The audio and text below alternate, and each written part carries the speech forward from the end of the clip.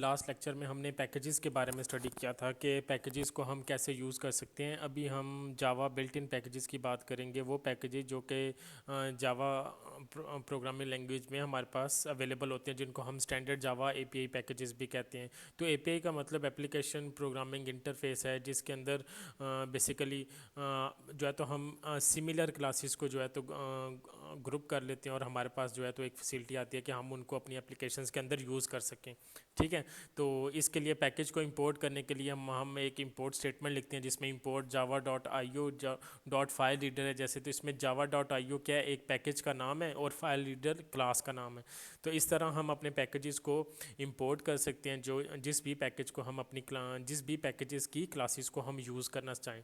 तो ये जो एपीआई पैकेजेस होते हैं, इसमें जो हम सिमिलर क्लासेस होती हैं उनको हम ग्रुप करते हैं। जैसे कि अगर इनपुट आउटपुट का एक पैकेज है, तो उसमें फाइल रीड राइट या सिस्टम इनपुट आउटपुट को एक्सेस करने के लिए जो क्लासेस रिक्वायर्ड हैं वो सारी हमें वहाँ पे अवेलेबल हो जाएंगी।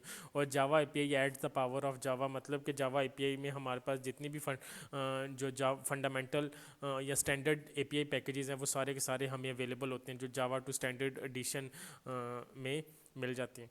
तो कुछ यहाँ पे स्टैंडर्ड एपीआई पैकेजेस हैं, उनमें एक है जावा एप्लेट। ठीक है, जो बेसिकली एप्लेट जो इंटरफेसेस डिज़ाइन करने के लिए हमें हेल्पफुल होती हैं। ठीक है, एप्लेट्स के बारे में हम बात करेंगे फिर।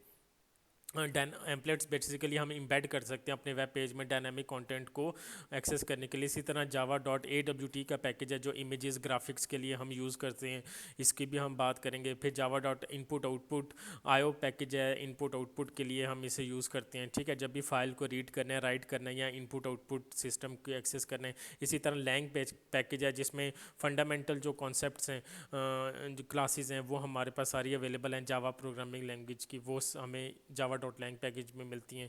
और उसके बाद जावा डॉट यूटीआईएल, जिसको हम यूटिलिटी पैकेज भी कहते हैं, इसमें हमारे पास जितनी भी जावा की कलेक्शंस हैं, फ्रेमवर्क है, डेट टाइम, जैसे हमने स्कैनर क्लास है। ठीक है, तो ये जितनी भी क्लासेज हैं, ये सारी की सारी हमें जावा डॉट यूटिलिटी पैकेज में अवेलेबल होती हैं। तो ये जितने भी पैकेजेस हैं, इनको हम स्टैंडर्ड एपीआई पैकेज कहते हैं जावा की। और इसके अलावा फर्दर जो है तो इसके अंदर ये लिंक है, इसमें जाके तो आप इसको फर्दर एक्सप्लोर भी कर सकते हैं। और इनमें से वन बाय वन हमने इन सारे पैकेजेस को अपनी एग्जांपल्स में भी किया। जब हमने यूज़र से इनपुट लेनी थी तो हमने स्कैनर क्लास को यूज़ किया। ठीक है, इसी तरह जब लिस्ट की बात करेंगे तो हम उसमें भी जो है तो यूटिलिटी पैकेज को यूज़ करेंगे, कलेक्शन को यूज़ करेंगे। ठीक है, तो ये basically Java built in packages थे।